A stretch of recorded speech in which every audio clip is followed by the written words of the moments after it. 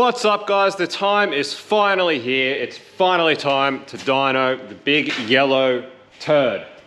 I mean bird. Whatever you want to call it. This spare parts cart that's made out of spare parts to go and get spare parts. So, we just I didn't make another video of it because I was sort of rushing and just didn't end up filming, but we just had the yellow stager back here. Just finished dynoing it today, it just left.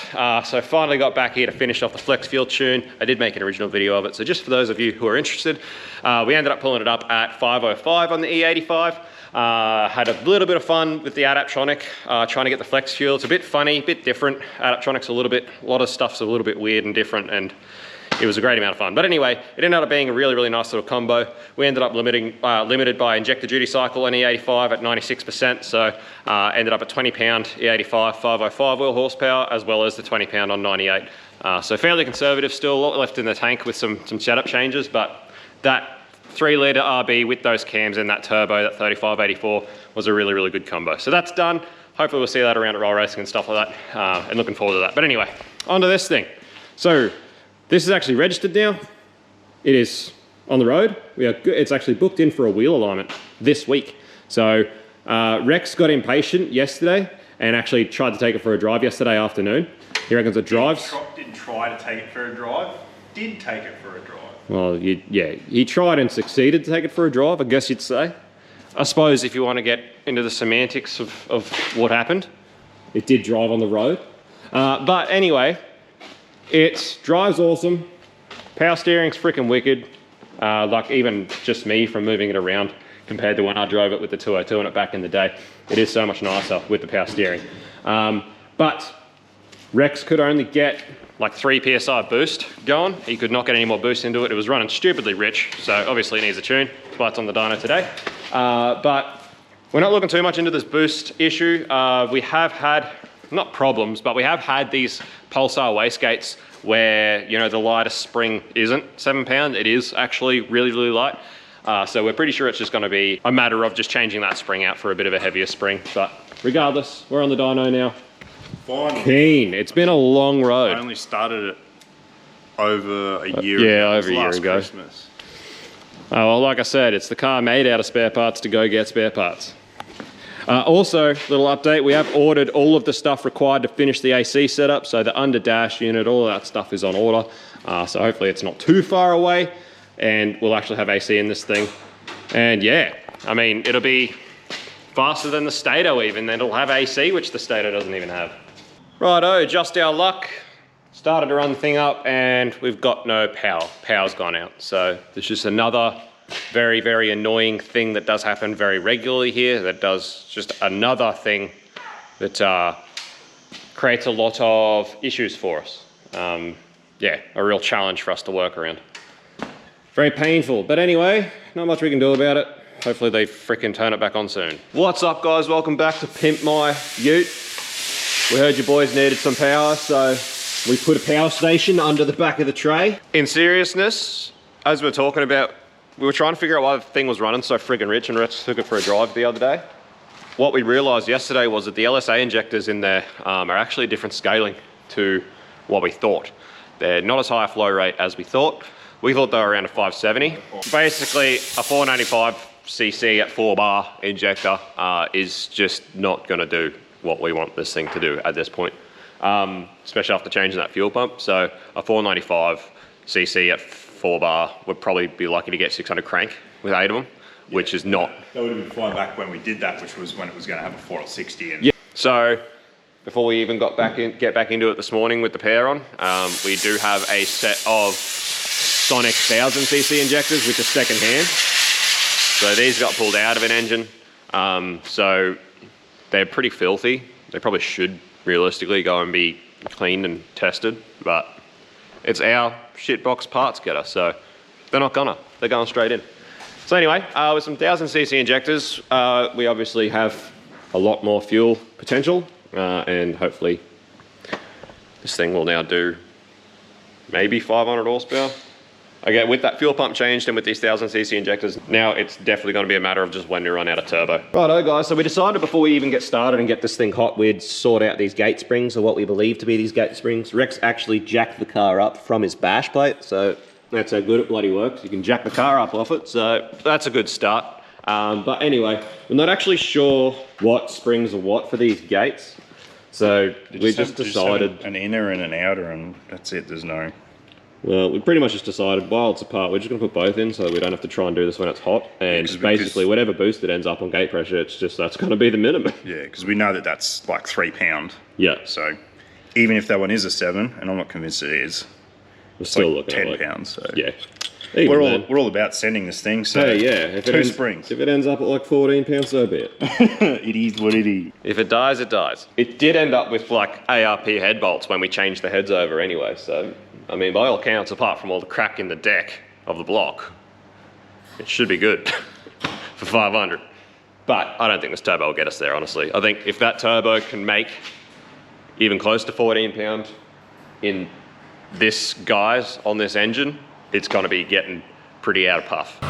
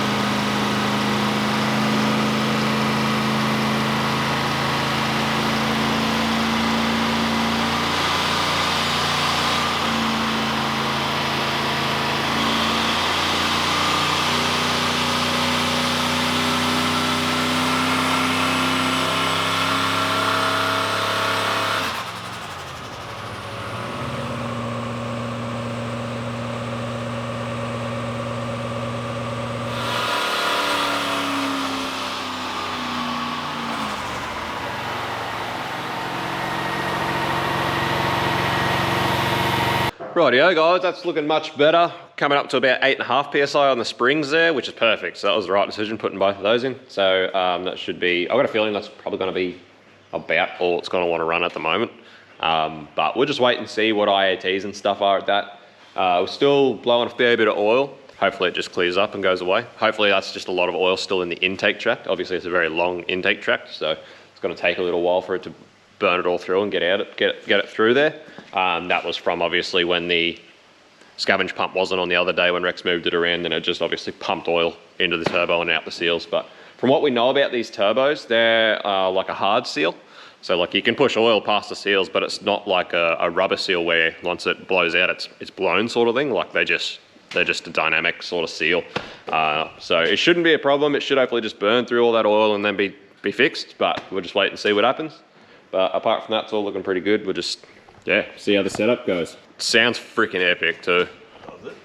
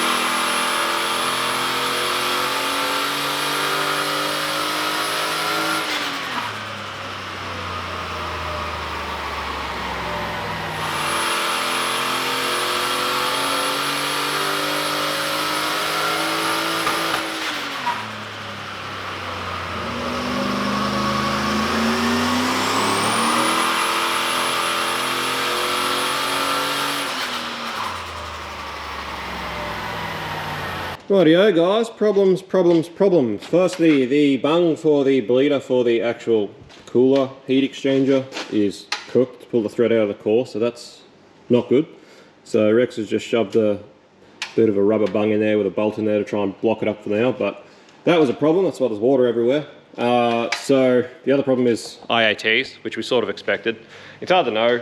Like, this turbo is very small for what we're trying to do, so it's obviously already pushing a lot of hot air, but it's hard with this system because it's hard to know what is limiting it or what's going to help it. It's hard to know whether it's the pump with the length of the size of the system.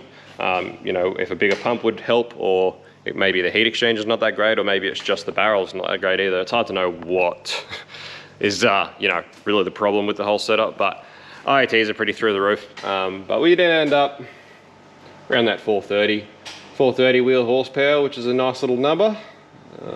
That last one, I tried a couple more degrees, but it did not like it. Didn't like it at all, no. As we expected, basically, turbo's just about at its limit, and as we thought, we weren't sure how effective this water to air setup was going to be to start with. But, you know, 430 is pretty good for a parts getter for now. I think it'll be alright, especially with this tray and stuff. I'm keen to take it for a drive and see what it's like. Yeah, so a good convert. As you can see, this is power. Like, I know there are going to be a lot of people on there. Like, you can just about make this sort of power almost at an aspirated 5.7 if you've got the right heads and airflow setup. But you know, an aspirated one's going to be. Yeah, and you'll whereas this thing's just up here. Yeah, this thing's just boom. So, like, you know, it doesn't seem like a lot, but when you're looking at area under the curve with this converter and this little turbo, as we thought it would be from the get-go, it's going to be a bit of an animal. It's going to be sick. Yeah, it's got the 308 gears. It's fairly tall, so all this torque's going to be helpful, just pushing it along. So. No, it'll be good. But anyway, so that's pretty much the result. We're not going to bother trying to push this setup any more than that, the way the IATs are going. Like Rex said, we'll see. Like Rex said, we'll see if we chuck some ice in that thing and see what it does. Might just make a bit more power at that boost with a bit more density. That was at sort of, it peaks around 12.5 pound and then it's dropping off to about 10.5 at the end there. There you go. Yeah, we knew we'd be lucky to make 500. It's just not happy. I reckon we could go like a good 450, at least 450 if we had the IAT. Yeah, if the IATs were down. Yeah. So anyway, obviously going to a more efficient turbo is going to help IATs a great deal. Also, obviously, a more efficient way of cooling those temps is going to help a great deal. So I've been talking to Joel about interchillers, and like I think we could make our own interchiller setup with the AC. The parts that we have available to us, we could make a setup. But, I think to start with, rather than worry about trying to make any more power, we just need to test out the reliability of this setup, see whether that turbo's going to be happy, whether that scavenge pump's going to live. Yeah, that's it. We've still got to figure out whether this rear mount setup, the way we've got it set up, is going to work. I definitely don't want to put, upgrade the turbo before we know that the new turbo's going to live. Yeah, exactly. You know what I mean? So no, that's fair enough. Well, anyway, we'll chuck yous in and go for a drive after lunch. So here's your before and after from the big block 202 now to what we're going with here. So this is your power down here. Yeah, big 202, and then bit more going on there. Should go a bit better. Yeah, it should be marginally better than it used to be. It's probably still going to be better on fuel. I mucked around for ages with those injector settings, but it's still doing weird shit where at light cruise and stuff, it just won't pull the pulse width out of the injectors anymore. I just got sick of mucking around with it. I'll just deal Something with it. We can worry about it later. Yeah, we can mess around with that, trying to do it on the way down to an event one day or something. Yeah. But yeah, still, I mean, this thing, it's not a super heavy car, 430 horsepower. It's still going to be pretty. I think it's going to be lively. It's going to be lively enough. Yeah, I've got to drive the thing in the rain too. Like it's. Yeah, that's the other thing. It is intended to be Rex's daily driver. And it's got very, very tight LSD in it. So the plan is this is going to be Rex's daily driver. That's why we're trying, AC. That's why we've got the stereo sorted and everything else. So we're going to try and retire the BA XR6 Turbo. Maybe it'll be a giveaway car. I don't know. Maybe we'll just dump it. I really don't know. It needs a bit of work, but we'll figure something out. But either way, we want to retire that. This is going to be Rex's daily. And then we've also got the Cruiser for heavy duties. And then I'll sort myself out a daily eventually.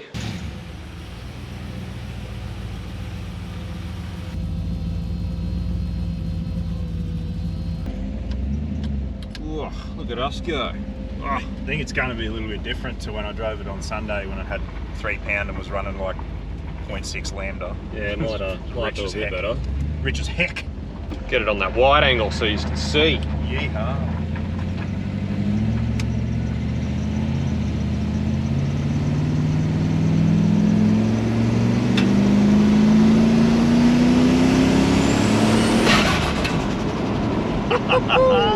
Oh yeah. That's a bit spicier than it was the other day for sure.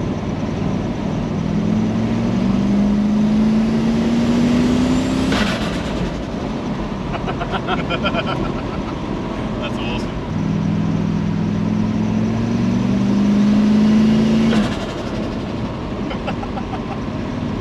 Even when you just give it a little bit, it goes just forever.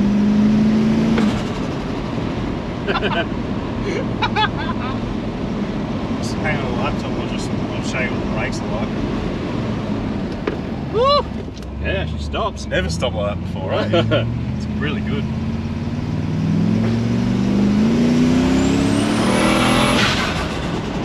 Oh, that definitely goes alright. That's nothing like it was the other day. It's certainly nothing like the 202. Yeehaw!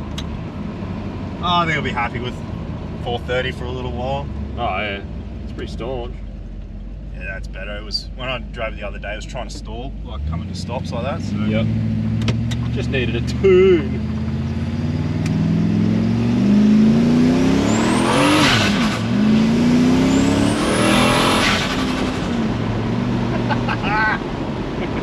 Oh yeah. Oh yeah, that is far more crisp than the other day. That goes what I expected it to sort of go like the other day.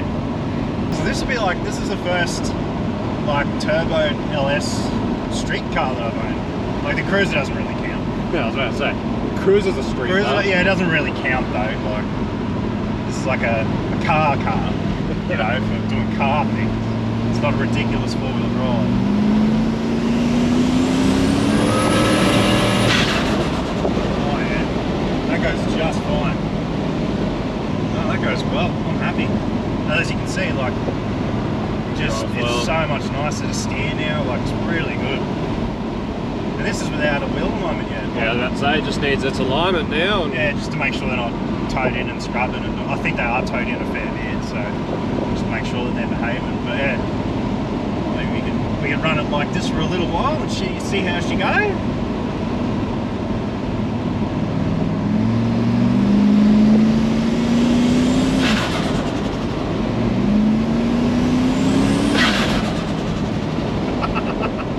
I can't believe that does. That's so sick. It's responsive as too, just like we expected. yeah, Like the rear mount's not just really bothering.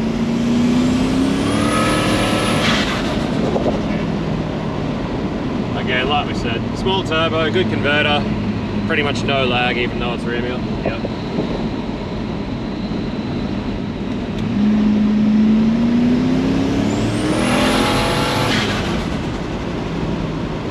It's hooking up surprisingly well.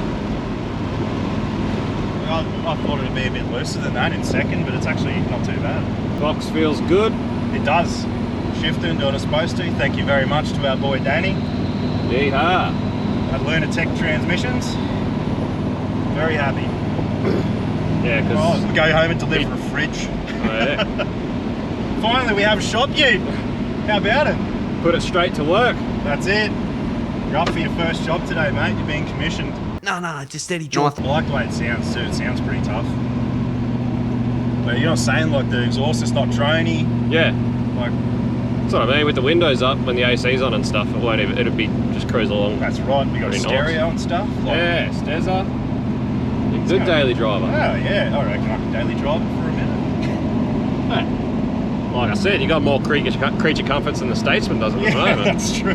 Once we get the AC sorted. Well, even Yeah. now, at least you got a stereo. I don't even have It's got a that. stereo. That's right. I don't have a stereo or AC. Like even like we know from driving other cars on this road, like this road's pretty rough, and it just like when it didn't have the power steering and it had the old box and it was heavy as shit, it used to just wander around. And yeah, I'm happy. It's quite nice, yes. Yeah, I Finally, after how long? How long did this take?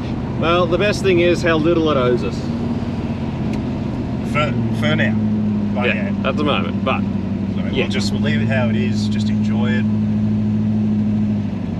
I like it. Go hit roll racing next weekend. See how it goes. It's definitely, driving around, it's about 10 degrees cooler than it was on the dyno. Yep. So that'll just be because of the fan settings I had is similar to what I have in the Cruiser to keep it when you're just driving and there's airflow and just to stop the fans from running all the time. Yep. But now that we're driving, it's 86 to 88. And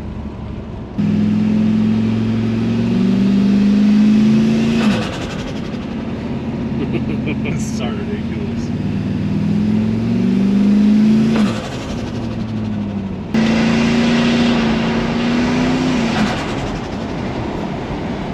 Alright guys, so just blew a cooler pipe. I was filming with my phone when we blew it, so I don't have it on GoPro, but just checking through the logs and stuff. The IATs on the street with those street pulls are actually considerably lower. So that was a pretty long pull we just did when that pipe blew off. We were up sort of over 5,000 RPM. IATs were only at about 55 degrees, so yeah, that was from second through to third. Yeah, so so it was a pretty long pull, and that's considerably lower. So there's a few things at play here to consider. On the dyno, we've got the floor fan, which is good for everything in the front, but it doesn't really move a whole heap of air underneath the car. So when you think about the air that the turbo is actually sucking in on the intake on the dyno, as well as the entire length of alley pipe underneath the car, that is the intake tract, that is just pretty much sitting stagnant while it's on the dyno. There's not a lot of air moving around. So being on the street, obviously there's so much more air coming through. Not only just the front of the car and the grille and the heat exchanger and everything else, but also underneath the car, keeping that alley pipe a bit cooler, and then the turbo actually drawing in a lot cooler air while the car's moving. So not as bad, still not great, but around what you'd expect, I suppose, from a turbo this small fitting an engine this size. So can't really complain. But yeah, the thing goes awesome, it goes really well. Pumped her off the throttle body. all boost. Blow the welds on your intake. Chuck her in the ute. Heaps fucking space in there. Just chuck her in the ute. Got heaps of fucking space in there. Just chuck her in there. I am what I am, and that's all that I am. I am what I am, I'm still a hooligan. Rightio, boys and girls. She does get pretty loose. First or second shift, if you punch it. She gets a bit skittish if you really get up it. The next job we got for it is get the old SR20, the old spare one from the Pulsar, which was sold like freaking a year ago. Finally get that to the bloke who bought the Pulsar off me. So that'll be next job for it after it gets a wheel alignment. So just a little bit longer voyage, a little bit further from home, but still not too far. But yeah, that'll be that. But anyway, that's the yellow tonner tuned after all this time. Obviously the build's not finished. We still got to sort out AC. There's still got a fair bit to do on it, but it's nice to finally see some results out of it and actually finally get to give the thing a bootful and feel it. It's nice to see that for the most part the rear mount setup works. Just needs obviously some more refinement and a few things that need to be updated and done better. But be interesting to see whether the way we'll get our scavenge pump set up, if that turbo stays alive, but we'll see how it goes. So we'll do a few more drives in it over the next week, and then we've got roll racing QR coming up this Saturday. So we're hoping to take it down there to roll race it and just sort of see how it goes. Just for a bit of fun. Obviously it's not going to be super competitive, especially not in this day and age at roll racing, but you know, just go down for a bit of fun and to actually get out and go to an event and take one of our cars will be fun. So look forward to that. We'll see you then on the next one. Don't forget guys, go to the merch shop, check out the merch. We are getting towards the pointy end of our 80 series giveaway, so if you want your chance to win, jump in, grab yourself some new merch. There is some new merch out as well, and the way that we've done this, the way that your entries accumulate and then double every $100 you spend, that is just going to be based on however much you order over the course of the giveaway. So if you've already ordered merch, you want to order some of the new stuff, your 2 orders will be added together and you will still get your entries doubled every $100 based on all of your purchases over the duration of the giveaway. So head over and check it out. Thanks guys, we'll see you on the next one. Peace out, see you, bye.